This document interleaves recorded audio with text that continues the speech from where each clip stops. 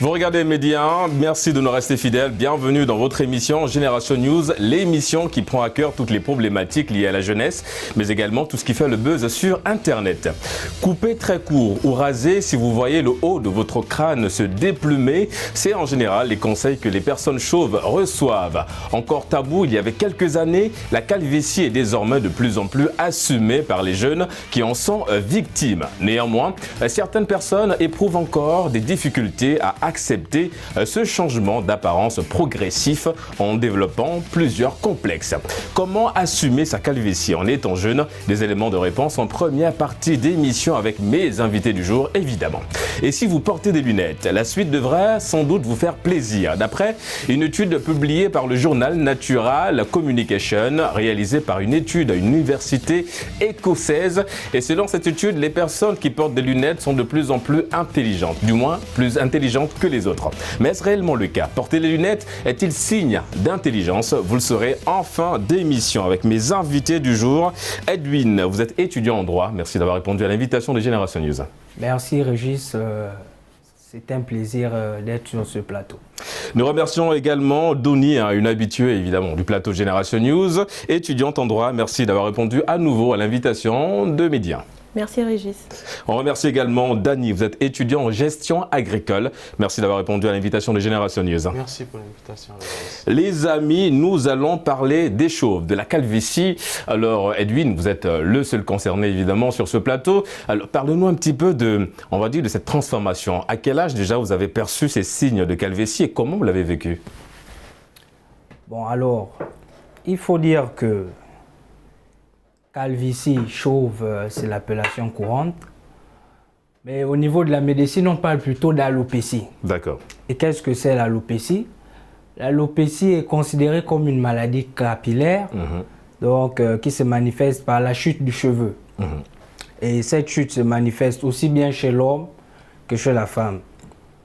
Donc, pour moi particulièrement, c'est à l'âge de 12 ans que j'ai commencé à avoir les premiers signes. Ah, vous étiez chauve à 12 ans? Oui. D'accord. Disons les premiers signes. Oui, ouais, c'est-à-dire la perte de cheveux à 12 ans. D'accord. Voilà, je sentais déjà que au niveau du crâne. Du crâne, voilà. Oui, il y avait une partie qui demandait son indépendance. Ouais, bon, d'accord. Donc en allant à chaque fois chez le coiffeur pour m'étendre la tête, lorsqu'il fallait faire les contours, c'était assez difficile. Donc je me suis dit, mais il y a quelque chose qui ne va pas. Il y a quelques années en arrière, j'avais une touffe, parce que c'est vrai que j'avais une touffe de cheveux. Mais qu'est-ce qui s'est passé? Je me suis dit, c'est pas vrai. Et comment vous l'avez vécu? Je veux dire aujourd'hui, parce que les personnes qui n'assument pas la calvitie, leur calvitie, c'est parce qu'évidemment, il y a des railleries, il y a des regards un peu de la société qui gênent. Et c'est surtout qu'en fait, on associe ça à une forme de vieillesse. Comment vous l'avez perçu? Tout à fait. C'était difficile à gérer? Tout à fait.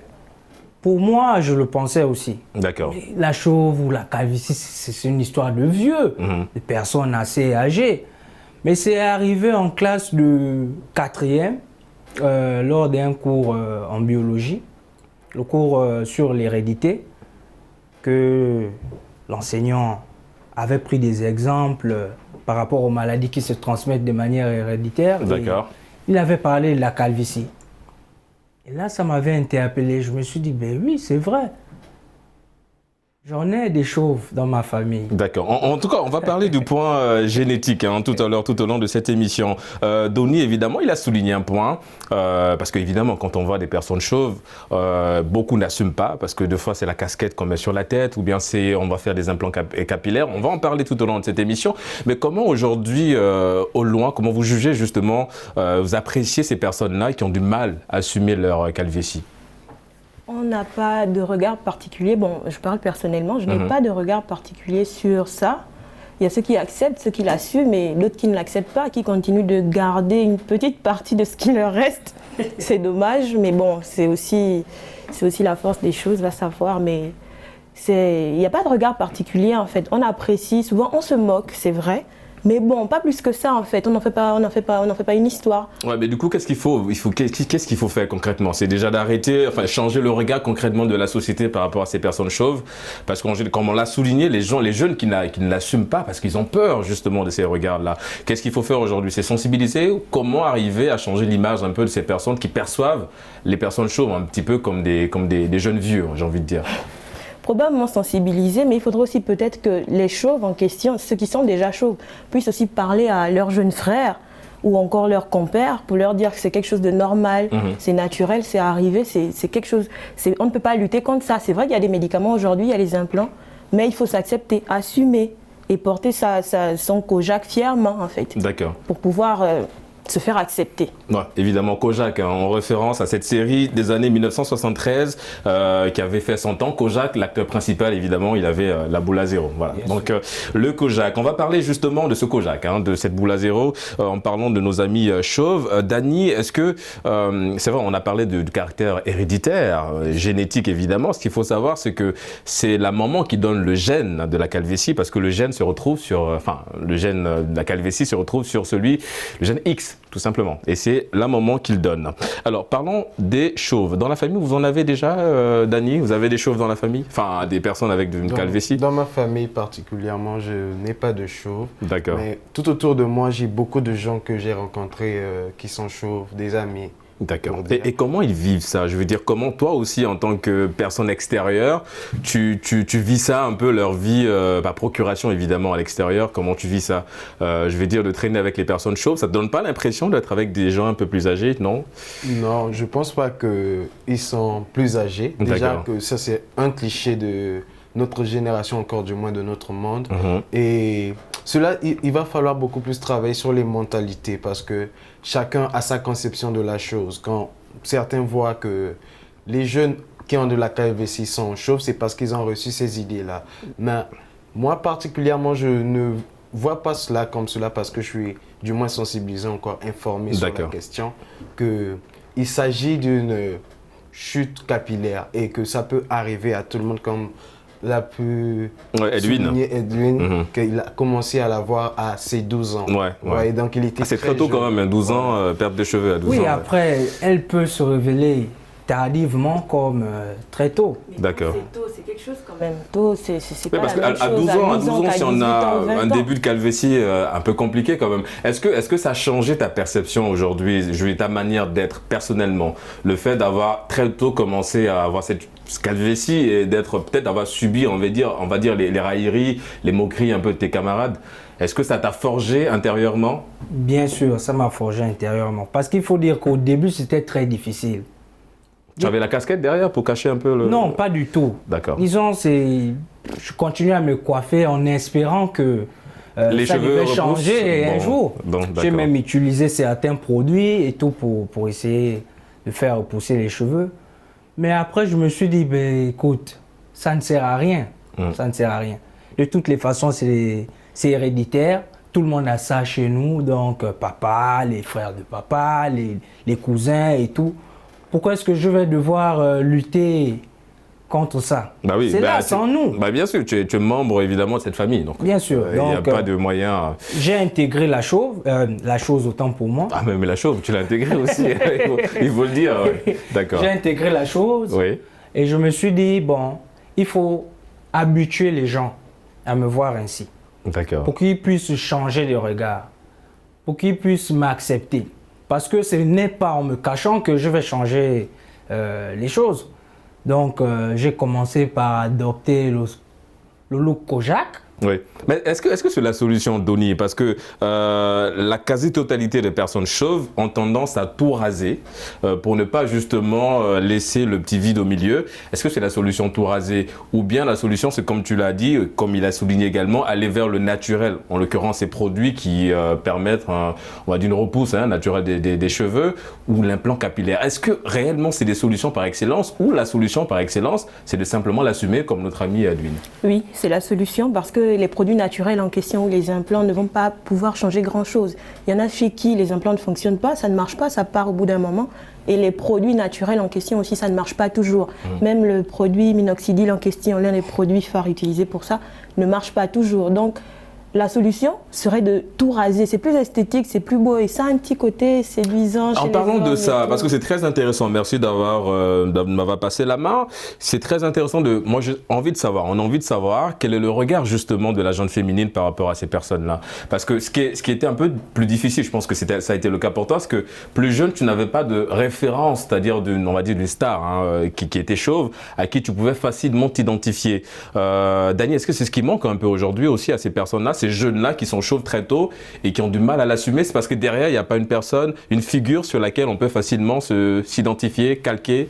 Exactement, parce que très souvent, nous, dans la jeunesse, on a besoin d'un modèle, de quelqu'un pour pouvoir s'identifier. D'accord. Et ces jeunes-là, très souvent, ils n'ont pas quelqu'un à qui s'identifier. Bon, aujourd'hui, on a Zidane, hein, voilà, qui donne espoir à tous les chauves quand même. Ça, c'est une question d'être informé. D'accord. Il faut savoir. Ouais. Et vous, justement, vous, c'était qui plus jeune? Non, je n'avais pas de référence. Ah oui, vous, vous assumez votre calvitie. Voilà, d'accord. Voilà. D'accord. Oui, allez-y, Dany. Et donc, si on doit s'identifier à quelqu'un, on n'est plus apte ou encore on trouve facilement une personne qui nous ressemble et on peut facilement s'accepter et apprendre à vivre avec la chose tout en regardant comment la personne vit et ça nous donne de la force. D'accord. Mais du côté d'Edwin, comme il le disait, il a su accepter la chose. Il a quand même essayé de faire repousser les cheveux, etc. Ah, parce qu'il a essayé les produits, il a frotté de la crème. Il a essayé, donc en quelque sorte, avant, il n'assumait pas. Et c'est une phase comme ça, au cours de cette expérience, je pense, qui se passe avec des complexes qu'on peut avoir. On cherche toujours à trouver la solution à la chose. Mais dans ce processus-là, moi, je pense que l'idéal, c'est toujours de s'assumer en premier lieu. Bien qu'on veut chercher des solutions, mais on doit d'abord accepter la situation qui prévaut au moment où on parle. Donc, on accepte qu'on perd des cheveux. Et donc, on doit être préparé mentalement du fait que ça peut marcher comme ça ne peut pas marcher. Et c'est surtout que quelque part, sa vie va un petit peu changer aussi, va un petit peu basculer au vu de regard un peu de la société, les regards extérieurs. Dony, je reviens à toi. Tout à l'heure, tu as abordé un point, évidemment, en ce qui concerne la gente féminine. Comment les femmes perçoivent ces hommes-là qui sont chauves? Est-ce qu'ils sont, on va dire, plus sollicités que ceux-là qui ont des cheveux sur la tête? Plus sollicités, je ne sais pas, mais ils le sont comme les autres hommes aussi. D'accord, oui. Non, parce que vous avez utilisé le terme un petit peu sexy. Oui, ils sont sexy, ils sont séduisants. C'est du sex appeal d'être un peu chauve? Ça, oui, il y a un petit truc, il y a peut-être aussi un petit côté, une petite affirmation, une forme d'assurance qui se dégage d'eux. Et tout, parce qu'ils ont le courage, en fait. Tout le monde n'a pas envie de se retrouver avec le Kojak. Même quand tu n'es pas chauve, tu n'as pas envie forcément de te raser toute la tête. Ouais. Donc, il y en a qui ont cette audace-là, ce courage-là, de pouvoir mettre leur tête, leur crâne d'œuf en valeur et s'affirmer comme ça. Et il y a un petit quelque chose. D'accord. Qui nous attire, plus le crâne il est rasé, plus il est beau. Voilà, plus il est rasé de près, plus il est beau. Et comment, je veux dire, cette transition, parce que Dany parlait tout à l'heure d'un processus d'acceptation, évidemment, de cette vie qui change, ce côté capillaire. Toi, ça t'a pris combien de temps? Je veux dire, à 12 ans, quand tu as commencé évidemment à percevoir cette chute de cheveux, jusqu'à ce que tu acceptes que tu finiras chauve. Comment ça s'est passé cette transition? Comment s'est-elle déroulée en fait cette transition? Bon, on va dire que c'est comme toutes les autres transitions. C'est-à-dire lorsque on est différent des autres, il faudrait d'abord l'accepter soi-même.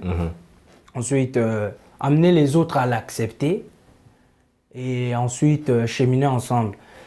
Moi, personnellement, c'est comme je disais, j'ai commencé par vouloir utiliser des produits pour attraper ça. Je me suis rendu compte que c'était cuit. Je me suis dit, écoute, mon cher, là, on ne peut plus rien pour toi.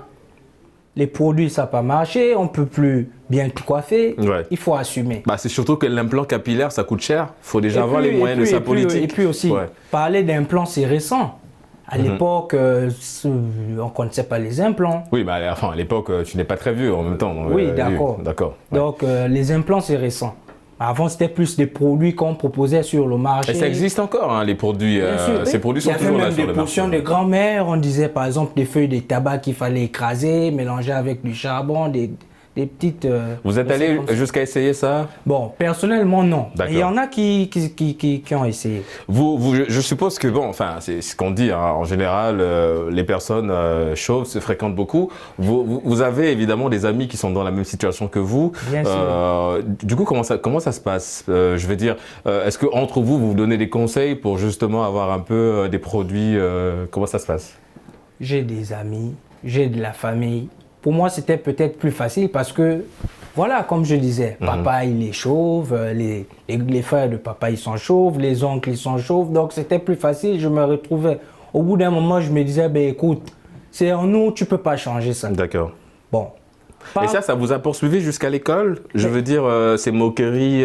Bien sûr, bien sûr. Si les gens ont du mal à s'assumer aujourd'hui, justement, c'est à cause des railleries au niveau de l'école. Parce qu'au niveau de la famille, ben, ça passe, quoi. D'accord. Surtout lorsqu'on est nombreux à la voir. Dans la famille, excusez-moi, qu'il faut aller chercher sa force C'est- dans la cellule voilà. en question. Parce que même tout à l'heure, quand on parlait des regards, des personnalités qui pourraient nous inspirer, nous donner plus d'affirmation, de confiance, il n'y a pas que les sportifs ou les musiciens et autres, il y a aussi nos propres parents. Bien Il y a sûr. les oncles, il y a les papas qui sont là. Il y a des exemples comme ça dont on peut s'inspirer d'abord dans la cellule familiale pour prendre assez de confiance et de force pour pouvoir aller affronter les autres à l'école, au travail et tout ce qui va avec. Oui, parce qu'à partir du moment où on a papa qui est chauve, qu'on a le grand frère qui l'est aussi, ça donne une forme d'assurance. De se dire, ce que je disais, en fait. voilà, donc c'est plus facile pour moi de C'était combattre plus facile ces pour moi. regards-là.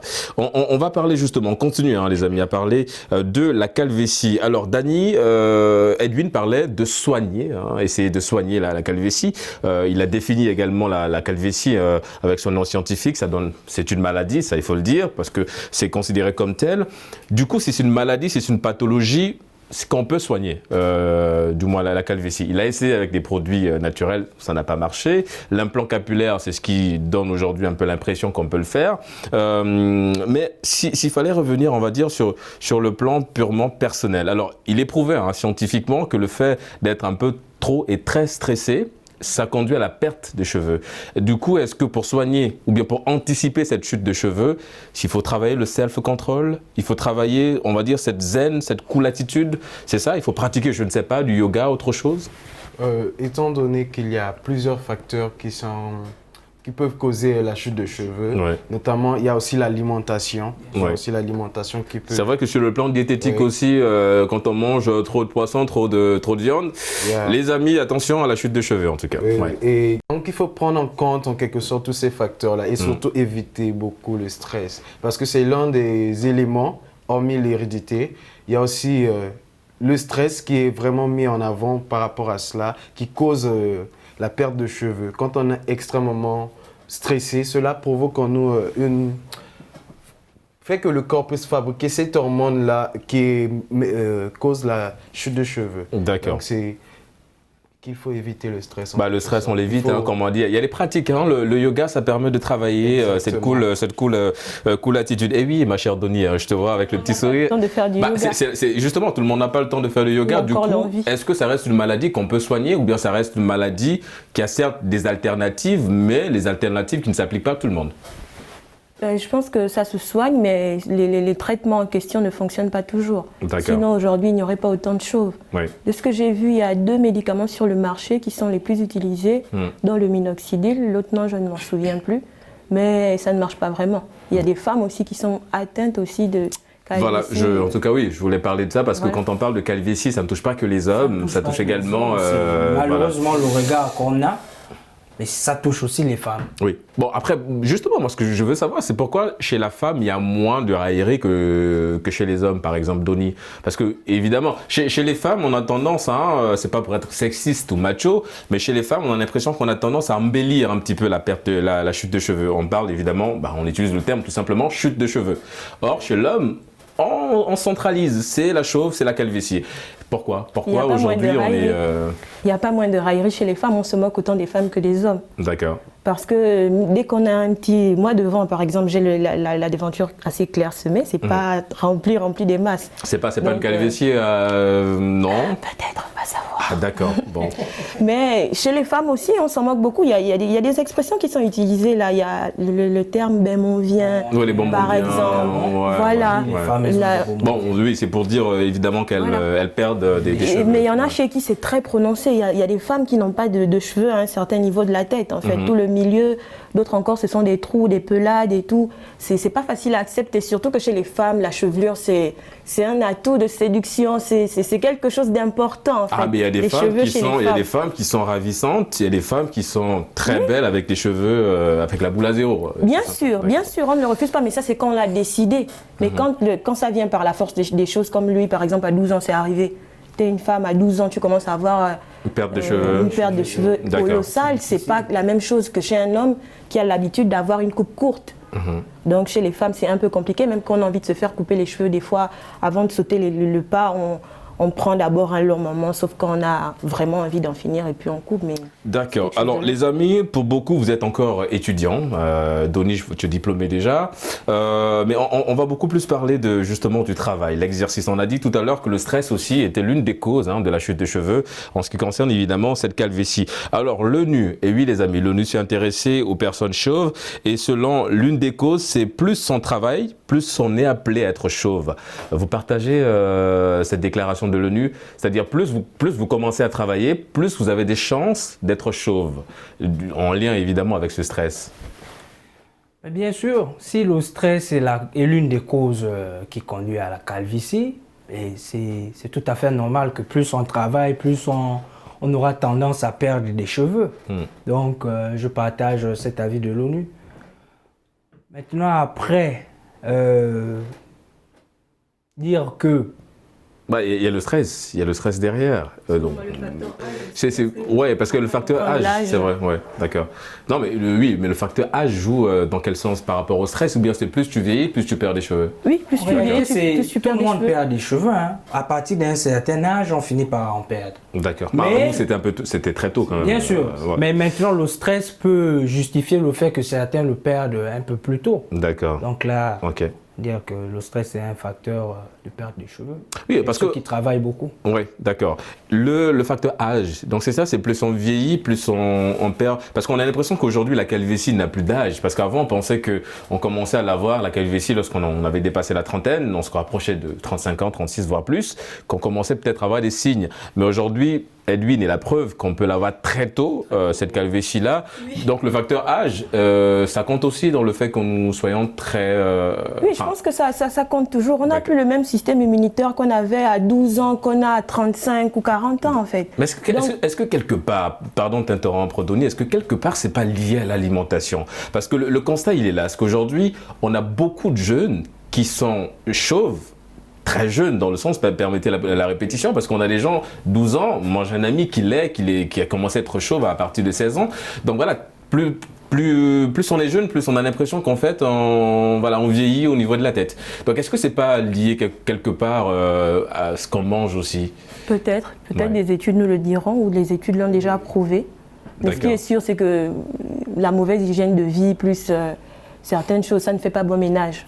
Parce que bon, même déjà nous les femmes avec les produits de cheveux, l'entretien, il y a certaines recommandations déjà qu'on fait au niveau de l'alimentation. Les nappies en savent quelque chose parce qu'elles sont très centrées sur ce qui concerne le cheveu. Les soins, l'alimentation, boire de l'eau, tout ce genre de choses-là, tout ça, ça compte. Peut-être qu'elle devrait intégrer notre ami Edwin dans tous les chauves de manière générale. Ceux-là qui n'assument pas et qui veulent toujours, qui espèrent avoir une repousse. Oui, mon cher Danny, je t'ai interrompu. Tu voulais rebondir sur un... Oui, vas-y. Je voulais parler du fait que l'alimentation compte beaucoup. Parce que si on voit par rapport à nos parents dans le passé, ils avaient une alimentation un peu meilleure que le nôtre aujourd'hui. Parce qu'ils étaient au naturel, eux, c'était, il n'y avait pas de tout ce qui est chimique, importé et tout le reste. Exactement, et je pense peut-être que c'est tous ces éléments-là aujourd'hui qui peuvent aussi être l'une des causes de la perte de cheveux à un jeune âge. Donc, on est plus exposé en quelque sorte.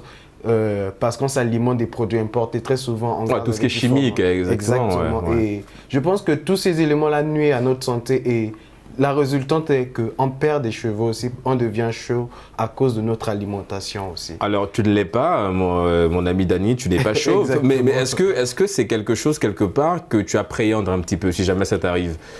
Bon, personnellement, je dirais déjà que moi aussi, en quelque sorte, je perds déjà des cheveux de devant. Ah, tu es sur la bonne voie. Oui, en quelque sorte, parce que avant, quand je me coiffais, c'était pas comme ça. Le corsage, on le faisait devant. D'accord. Mais là, je me rends compte que plus je suis en train de grandir, ça recule. Je me demande aussi, là, je me pose aussi des questions. D'accord. Je suis pas en voie Oui, mais est-ce que tu as un stress un peu plus... est-ce que tu appréhendes ta manière de... Enfin, peut-être demain, tu vas l'être. Est-ce que c'est ce que tu appréhendes un peu, d'être chauve demain? Demain... Ou tu feras comme notre ami Edwin, de l'assumer tout simplement? Je pense que je vais l'assumer. D'accord. J'ai toujours... sur le conseil à ceux qui sont chauds, notamment quand je le disais en amont que j'ai des amis qui sont chauds. Et l'une des choses que je leur dis souvent, c'est qu'il faut savoir s'accepter parce que quand on s'accepte soi-même, on aide les autres à nous accepter. Oui. Parce que quand vous présentez sous un nouveau joug, en quelque sorte, vous avez une nouvelle coiffe, vous êtes différent. Oui. Il va falloir au fait s'adapter à cela et permettre aux autres de s'adapter. Mais si on essaie de cacher la chose, on essaie de mettre genre des barrières pour pouvoir camoufler la chose, cela va encore créer plus de frustration près de nous-mêmes. Ouais. Et c'est encore quelque sorte se faire plus de mal. C'est très difficile. C'est mieux d'accepter. C'est très difficile et comme dit, l'adage dit que... D'ailleurs, pour compléter ce qu'il venait de dire, j'ai l'un de mes cadets qui aujourd'hui ne peut plus se passer de chapeau. Ouais, il a tout le temps la casquette sur... Il a tout le temps la casquette. Ouais. Donc il ne l'enlève que lorsqu'il est en classe. Mais parce que c'est là le problème, Dony, c'est que plus on cache la calvitie, plus on amplifie parce qu'il y a la chaleur déjà à l'intérieur et la chaleur concourt à casser encore, la cassure des cheveux. Donc la solution, c'est pas ça, c'est pas de mettre une casquette ou un chapeau sur la tête. Malheureusement, il n'arrive pas à l'accepter. D'accord. Donc, du coup, il est obligé de se balader avec des chapeaux toute la journée. Il ne les enlève que lorsqu'il est en salle de classe parce qu'il ne peut pas faire cours avec.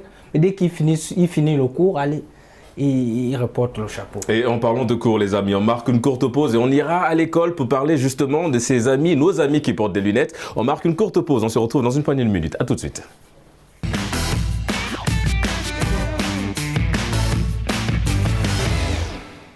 De retour sur le plateau de Midi 1 pour la deuxième et dernière partie d'émission. Nous allons parler de nos amis qui portent des lunettes. Alors, c'est vrai évidemment, c'est des retours que nous avons de l'extérieur et ça a été mené, prouvé, on va dire, pas scientifiquement, mais ça a été prouvé par une étude menée par une université écossaise sur un panel de 300 000 personnes. Le résultat est sorti à 79% que les personnes qui portent des lunettes seraient plus intelligentes que les autres. Est-ce le cas réellement, Dony? Est-ce que les personnes qui portent des lunettes sont plus intelligentes que les autres?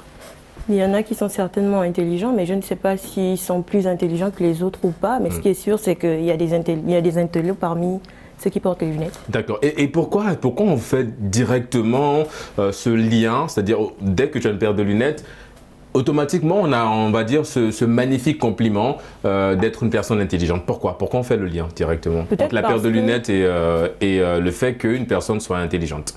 Peut-être parce que beaucoup, parmi ceux qui mettent des lunettes, étaient des personnes très bosseuses. Voilà pourquoi chaque fois qu'on a quelqu'un à côté de nous qui porte des lunettes, on se dit automatiquement « Ah tiens, lui, ça doit être un bosseur » parce qu'on avait soit un ami en primaire ou au lycée qui portait des lunettes et qui était une personne très très très forte à l'école. Donc ça doit venir certainement de là en fait. Et il y a aussi peut-être les films. Ouais, peut-être justement en ce qui concerne l'influence médiatique, en ce qui concerne évidemment l'avènement des réseaux sociaux, parce qu'aujourd'hui avec Internet un peu, avec les séries que nous regardons à la télé tout le temps, on nous donne l'impression que les personnes, on les appelle les geeks, avec les paires de lunettes, sont les personnes les plus intelligentes. Est-ce que vous pensez évidemment que, on va dire, ces séries télé ont un petit peu multiplié, j'ai envie de dire, et ce de manière peut-être positive ou négative, c'est selon le fait qu'aujourd'hui les gens fassent ce lien direct entre le fait de porter des lunettes et le fait d'être une personne intelligente. Oui, tout à fait, parce que l'on observe que dans ces séries ou dans ces films, On nous a toujours présenté des personnes avec des lunettes comme étant les plus intelligentes, celles qui mettent en place des potions, celles qui trouvent des solutions. On va prendre un exemple simple, c'est la série Harry Potter. Ouais. Donc on l'a tous suivi, je pense. Dans la série Harry Potter, il est présenté comme cet enfant-là qui a des capacités assez extraordinaires parmi tous les enfants qui sont autour de lui. Donc, on peut le dire sans se tromper que la télévision a favorisé ce regard-là. Mais c'est pas lui l'intello du groupe, hein? Ouais, c'est vrai, c'est bon. Il était dans la liste des intellos, mais c'était pas le plus intello du groupe. En ce qui concerne évidemment le fait de porter des lunettes, mon cher Dany, hein, tu es un petit peu comme moi, hein, nous avons évidemment ce côté où on a dupliqué notre vue. Est-ce que toi, tu as déjà reçu ces compliments-là, c'est-à-dire le fait que tu portes des lunettes? Est-ce qu'on est venu vers toi en te disant tu dois être une personne intelligente, même si tu l'es au fond, mais est-ce que tu l'as déjà reçu, on va dire, ces compliments? Oui, ce compliment-là, il revient très souvent quand tu rencontres des gens dans la rue ou que ce soit des gens de ton entourage ou dans la famille même. D'accord. Dès que tu as des lunettes, automatiquement tu es très intelligent en quelque sorte. Tu peux résoudre tous les problèmes. Oui, parce qu'on pense souvent que le fait de le porter, c'est signe de sagesse également. Exactement. Ouais. Donc du coup, toi, avec tes lunettes, tu es le sage de la famille. Oui, en quelque sorte. Et je pense aussi que cela joue beaucoup parce que quand on porte des lunettes, en quelque sorte aussi, on vous voit comme étant la personne sévère dans la famille, qui est sérieuse en quelque sorte. Vous êtes à cause de la personnalité de la personne d'abord? Non, pas vraiment la personnalité. Comme on le dit que l'apparence peut être trompeur. On peut paraître très beau, avoir un visage d'ange, mais on n'est pas au fond un ange. Donc, les lunettes viennent encore accentuer ce fait-là. On va encore te voir encore plus comme étant la personne sérieuse de la famille à cause de tes lunettes. D'accord, parce qu'on rappelle quand même que les gens qui portent des lunettes de correction, c'est déjà parce qu'il y a un problème, donc c'est pour corriger la vue, donc c'est déjà c'est un traitement médical, tout comme il y a exactement comme d'autres médicaments, et pour soigner le palud, cette fois-ci c'est les yeux. Alors on va revenir sur les lunettes. Les lunettes, évidemment, on a l'impression qu'aujourd'hui c'est un peu un effet de mode, Dony, parce qu'on a l'impression que parce qu'on l'a dit, le fait de porter les lunettes, c'est peut-être un signe d'intellect. En tout cas, c'est la question, c'est la problématique de cette deuxième partie. Et on a l'impression que ça devient un effet de mode. Pourquoi? Parce que des gens qui veulent se donner cette apparence, cet air intelligent, portent des lunettes. Oui, c'est vrai qu'il y en a qui portent des lunettes pour paraître, pour se donner une certaine allure, pour être un peu plus intello, un peu plus sérieux, ce genre de choses. Mais parfois aussi, c'est peut-être un peu comme une sorte de protection. Une sorte de couverture. C'est-à-dire? Parce que moi, j'ai mis des lunettes plus jeunes au lycée et c'était une sorte de sécurité pour moi. Comme une protection, une barrière entre les autres et moi. Comme j'avais mes lunettes, j'étais en sécurité en fait. Donc, il y a aussi ça, je crois, pour ces personnes-là qui les mettent juste... Donc, si je te suis bien, il y a un côté psychologique, le fait de porter des lunettes? Oui. D'accord. Il y a de ça, il y a beaucoup de ça. À part le côté esthétique ou encore pour se donner une allure Mais c'était quoi la sensation? sage. Je veux dire, à quel moment tu te disais c'était le bon moment de porter les lunettes et comment tu te sens avec tes lunettes et quand tu ne l'as pas? Je veux dire, moi ce que je veux comprendre c'est justement de pouvoir un peu pénétrer ton esprit dans le sens où comment le fait d'avoir des lunettes peut te mettre en sécurité. C'est pas comme si tu avais un bouclier, je veux dire, c'est pas comme si tu portais un gilet pare-balles. C'est une paire de lunettes. Encore, on va dire, elle est transparente, une cette paire de lunettes Donc, qui met une barrière entre les autres et moi. Oui, mais comment cette barrière? C'est uniquement la paire de lunettes qui symbolise la barrière ou bien c'est une barrière c'est psychologique. Voilà, c'est automatiquement, quand on les met, quand je les mettais, ça faisait automatiquement une forme de protection. Tu sors de la maison, tu les as mises, ou tu arrives devant le lycée, tu les as mises et tu es en sécurité. Tu es derrière tes lunettes. Les autres sont devant. Après, il y a les lunettes et après, il y a toi. D'accord. Donc, il y avait beaucoup de ça aussi. Oui, allez-y, Luynes. En fait, moi, je pense que c'est le regard des autres.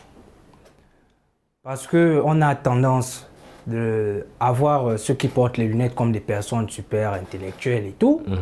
Comme pour certaines aussi, on les voit comme des personnes assez faibles, timides. Oui. Et donc, du coup, lorsqu'elles ont des lunettes, on a un certain regard vis-à-vis de ces personnes-là qui fait en sorte qu'elles elle se retire un peu et elle semble fragile. Et du coup, ça peut peut-être justifier le fait qu'elle dise que voilà, en mettant ses lunettes. Est-ce que c'était de la timidité derrière? Peut-être de la timidité, mais bon, en tout cas, aujourd'hui, j'ai le maquillage, donc ça va. D'accord, bon, il y a le maquillage aujourd'hui. Oui, Dany, vas-y. En parlant de cela aussi, quand on regarde dans les films très souvent, l'élève le plus intelligent qui porte des lunettes paraît toujours fragile et c'est celui qu'on ne doit pas toucher ou quand on doit frapper, on doit enlever ses lunettes.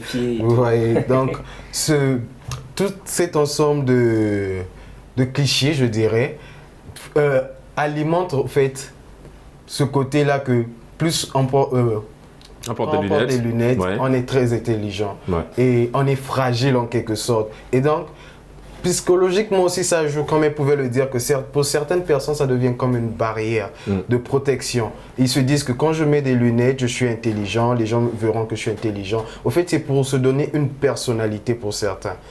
Et en quelque sorte, je peux prendre l'exemple de Maître Gims. Lui, il a créé sa personnalité avec ses lunettes. Ouais. Ce ne sont pas des lunettes de vue. Oui, mais il est dans la même logique que Donny, c'est-à-dire pour lui, les lunettes, c'est une manière de se protéger des regards des autres. Et voilà, on va justement parler des lunettes, puisqu'on est dans la thématique. Alors Edwin, est-ce que le fait aussi de porter les lunettes, le fait que les gens versent facilement dans le port de lunettes, parce que de manière générale, même les gens qui portent des lunettes, ce sont des gens qui ne sont pas malades, mais on a besoin de paraître intelligent aux yeux des autres. Est-ce que c'est pas aussi quelque part les professions qui poussent certaines personnes à le faire? Les docteurs, par exemple, ils ont tout le temps des lunettes, des docteurs. Les avocats ont des lunettes. Est-ce que c'est pas aussi le fait d'avoir des professions jugées un peu intelligentes qui poussent ces personnes, ou qui poussent certaines personnes à avoir on va dire, ces préjugés-là, ces clichés sur les gens qui portent des lunettes, en voyant ces personnes comme des gens intelligents? Bon, moi, je dirais pas la profession. Je dirais plutôt la charge de travail. Parce que lorsqu'on parle d'avocats, par exemple, ou de juges et tout le reste... C'est la charge de travail qui nous pousse à porter les lunettes? Je m'explique. D'accord. C'est-à-dire que de nos jours, on travaille plus sur l'outil informatique, oui. Donc l'ordinateur. Donc à force de rester plusieurs temps, des heures et des heures devant l'ordinateur, la vue finit par s'affaiblir. Et du coup... Mais la meilleure chose à faire, c'est d'avoir recours aux lunettes pour améliorer sa vue. Donc, dire que c'est propre à une profession, je dirais pas. Non, en fait, est-ce que c'est, pas propre à une profession, mais est-ce que c'est pas le regard que les gens, parce que tout à l'heure on a parlé de l'influence des télé-réalités ou bien des séries télé tout simplement. Oui. Est-ce que aussi l'impact, c'est pas aussi sur le fait de la profession? Parce que certaines personnes peuvent se dire, un docteur il a tout le temps des lunettes, donc si j'ai des lunettes, je peux ressembler à ce docteur qui est super intello, parce qu'on le connaît, hein, le processus d'un docteur, c'est Bac+8 et autres. Oui. Donc on se dit, bon, s'il a des lunettes, si moi je les porte, je peux ressembler au docteur et j'ai un air un peu plus intelligent. C'est beaucoup plus dans ce sens. L'allure est toujours dans le même sens pour se donner une allure et une certaine forme de présence. D'accord. Oui, allez-y, Dany. Et comme il pouvait le dire, c'est pour les médecins et les avocats, je pense que c'est dû au fait qu'ils sont constamment en contact l'outil informatique ou encore parce qu'ils ont dû faire de longues études et donc ça cause une mauvaise vision à long terme. Ils ont été contraints peut-être tout le temps à être en train de lire des papiers, faire des études. Oui, mais Dany, si je suis ton sens, hein, ta logique, cette logique qui n'est pas très loin de celle de notre ami Edwin, oui. Est-ce que, pour s'accrocher à notre thématique, est-ce que le fait de porter des lunettes de correction, c'est signe d'intellect? Si on va dans ce processus-là, c'est-à-dire prenons le cas de notre docteur, notre ami docteur qui a fait 8 années d'études, est-ce que quelque part, s'il porte des lunettes, ça ne confirme pas un peu la thèse selon laquelle les personnes qui portent des lunettes sont un petit peu bien jugées intelligente? Dans ce cas-là, on pourrait le dire, on serait tenté de le dire en tout cas. Mais il faut savoir juste que le fait de porter les lunettes, ça veut dire qu'on a une mauvaise vision. Des lunettes de correction, pour être plus précis, d'accord. Oui. Les lunettes de correction, c'est qu'on a une mauvaise vision. Et donc, on tente de corriger cette vision-là. C'est pour qu'on porte des lunettes. Et si on veut suivre cette logique-là, je dirais que je suis tenté de dire que c'est à cause de ça que les gens considèrent que les gens intello, les personnes intello portent des lunettes. Portent des lunettes. Mais si on essaye de regarder de façon un peu plus large, notamment avec...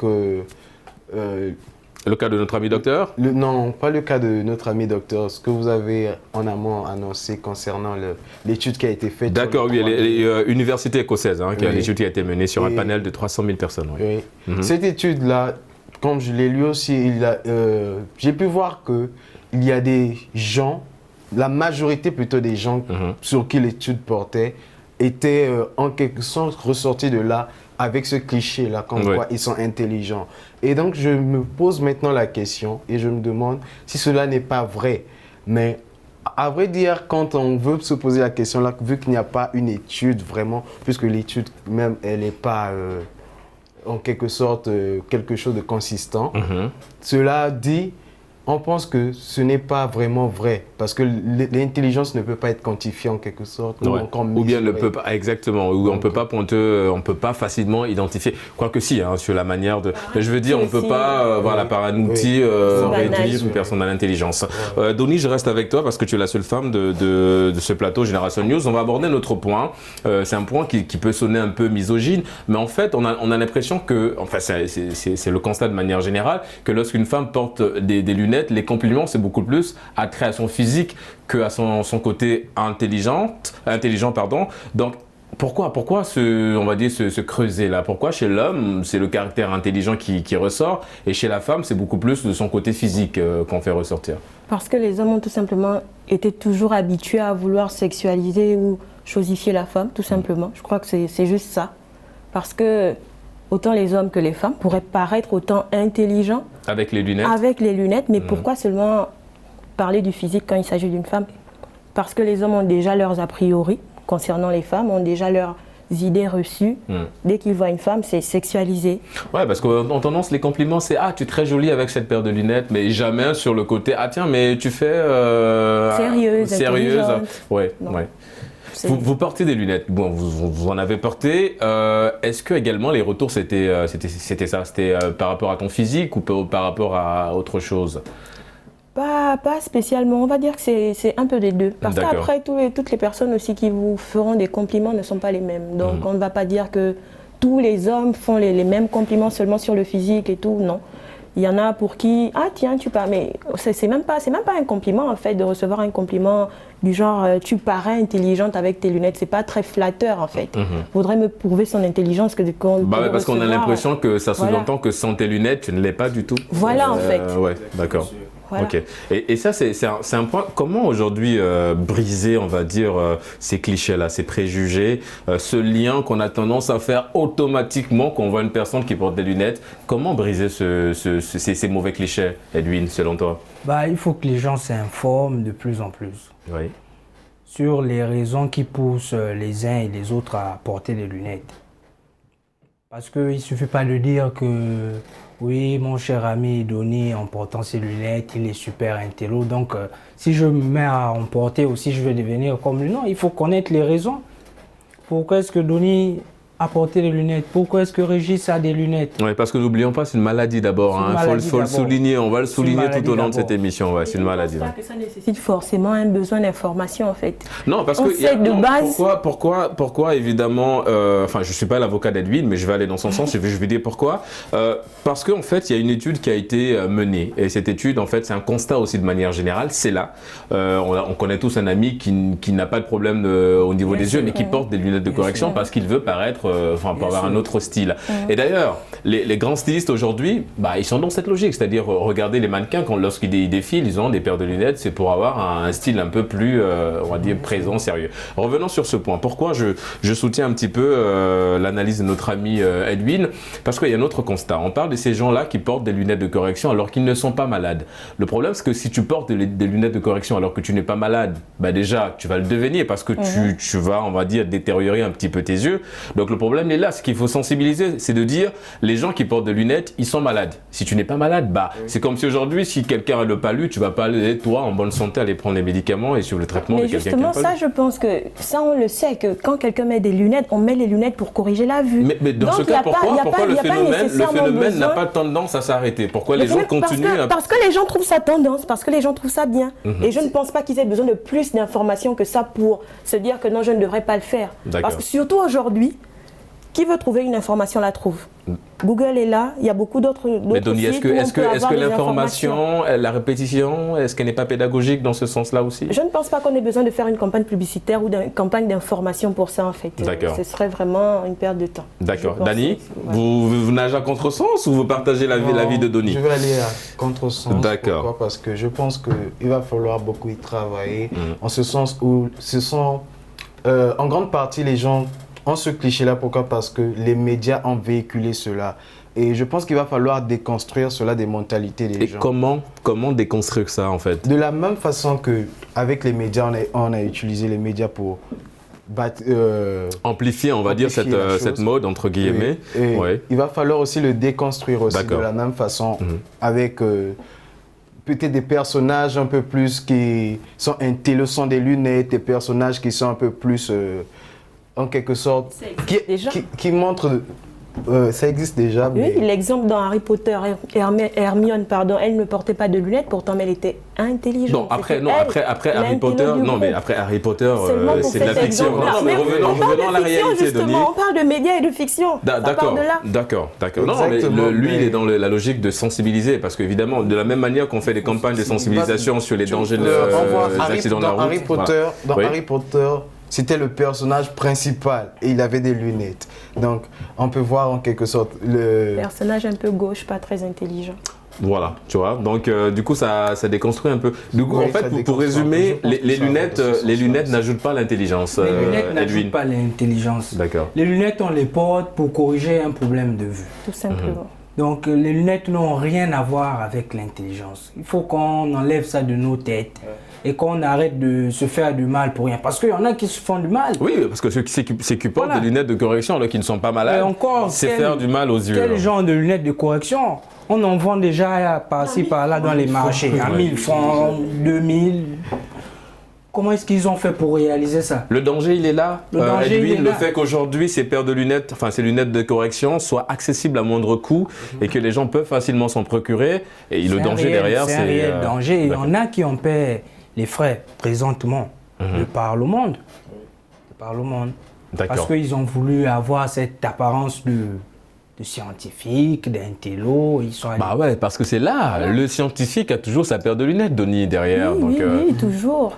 Parce qu'il faut bien voir ce qu'on cherche en même temps. Donc ça part de tout ça. Mais est-ce que le fait de porter les lunettes, quand on dit c'est un signe d'intellect, est-ce que le fait de dupliquer sa vision, c'est pas de mieux voir ce qu'on cherche pour rester dans cette forme d'intelligence, ta métaphore, Denis? Bien sûr. Oui. Bien sûr, c'est pour mieux voir ce qu'on cherche. Est-ce que lui qui a les lunettes cherche mieux que celui qui ne l'a pas? Ben non. Il ne cherche pas mieux. Ouais. Lui, il n'a pas de problème de vue, celui qui n'a pas de lunettes. Non, mais parce que lui qui a les lunettes, il a dupliqué sa vue. Au même niveau peut-être que celui qui a sa vue. D'accord. Toute simple. Après, peut-être, les efforts ne sont pas les mêmes.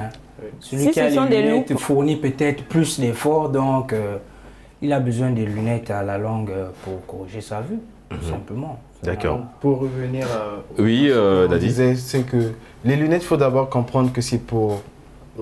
soigner une maladie qui est la mauvaise vision. Et donc, ça ne peut pas ajouter de l'intelligence à une personne. Parce que l'intelligence, c'est notre faculté à comprendre et à réfléchir.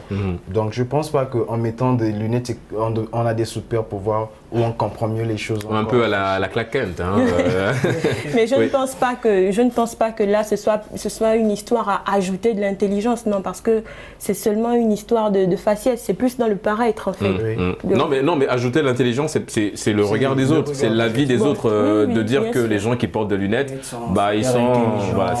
Voilà. Mais bon, quelque part, on sait bien que c'est pas toujours vrai aussi. Ça, c'est juste l'idée reçue, c'est juste les souvenirs du condisciple de classe à l'époque, du scientifique qu'on voit à la télé. Pour vous, c'est pas signe d'intellect, le fait de porter des lunettes? Non. D'accord. Non, pas du tout. C'est juste quelqu'un qui porte des lunettes et puis voilà, il a ses problèmes. Il y a ces problèmes de vue qu'il doit corriger, mais ça n'a rien à voir avec le fait que... Parfois, c'est pas très flatteur aussi de porter des lunettes en même temps, donc... Pourquoi c'est pas très flatteur? Parce qu'on n'est pas toujours bien dans les lunettes. Peut-être à cause de certains cadres, mais il y en a qui ont déjà, par exemple, des physiques avantageux, qui détestent, qui ne veulent pas en mettre. Voilà pourquoi certains mettent des lentilles. Et on ne saura jamais qu'il a des problèmes de vue, sauf si on remarque ses lentilles, en fait. Mais est-ce que c'est pas aussi parce que les personnes ne supportent pas justement ces préjugés? Parce que on les reçoit tout le temps, hein. On te dit, ah oui, il a les lunettes, il est super intelligent. Bon, même s'il y en a qui sont très modestes, même s'il l'est, mais est-ce que c'est pas un peu agaçant, Dany, toi qui reçois tout le temps ce genre de clichés, est-ce que c'est pas quelque part un peu agaçant? Est-ce que parfois dans la rue, il t'arrive de retirer ses lunettes pour ne pas recevoir ces commentaires? Il y a des moments où j'enlève mes lunettes, hein, ça, il ne faut pas se mentir. Il y a des moments où je ne les porte pas parce que je n'ai pas envie que les gens me remarquent en quelque sorte. Parce que ah oui, ça c'est le propre des gens qui portent des lunettes. Dès qu'on les enlève, c'est une autre personne. Voilà. Généralement, on a du mal à nous reconnaître. Et très souvent, quand j'ai remarqué quand je mets des lunettes, on me fait des compliments. Waouh, tu es intelligent, etc. Des trucs comme... Et c'est vrai, ça peut...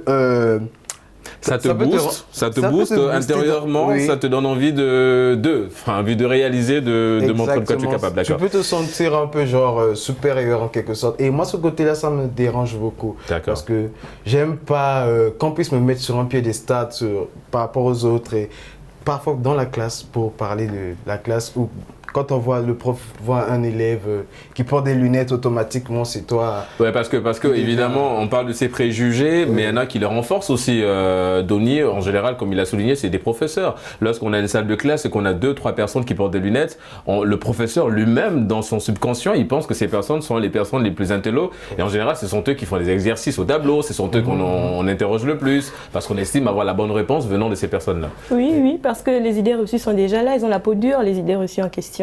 Donc du coup, les profs ou les maîtresses ont déjà intégré ça.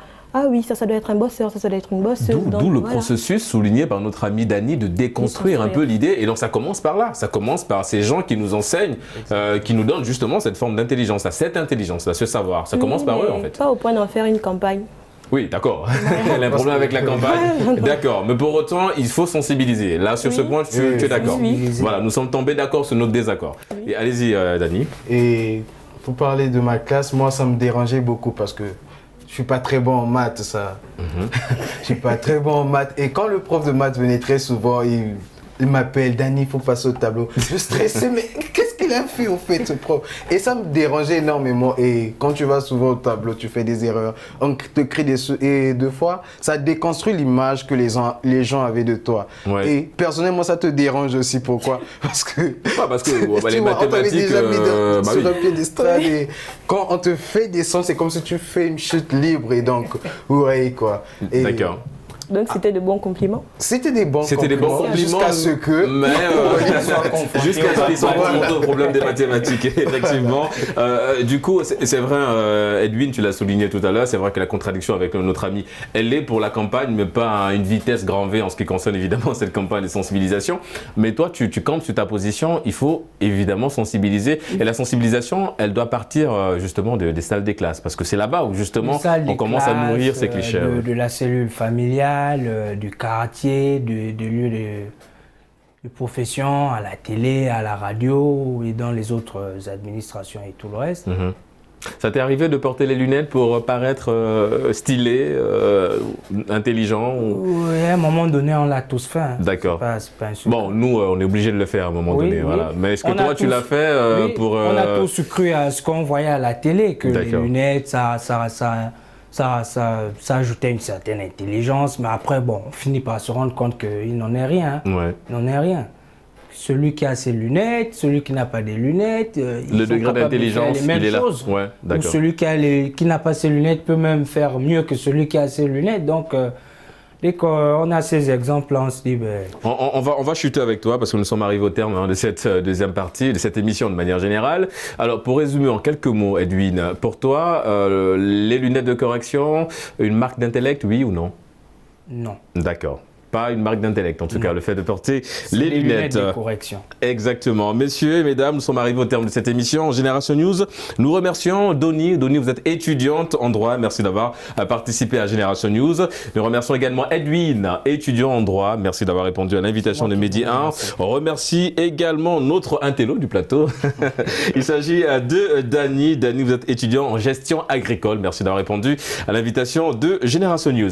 C'est la fin de cette émission. On se donne rendez-vous la semaine prochaine pour d'autres numéros liés à la jeunesse, évidemment. Et d'ici là, n'oubliez pas, quoi qu'il arrive et quoi qu'il advienne, gardez le sourire en compagnie de nos programmes.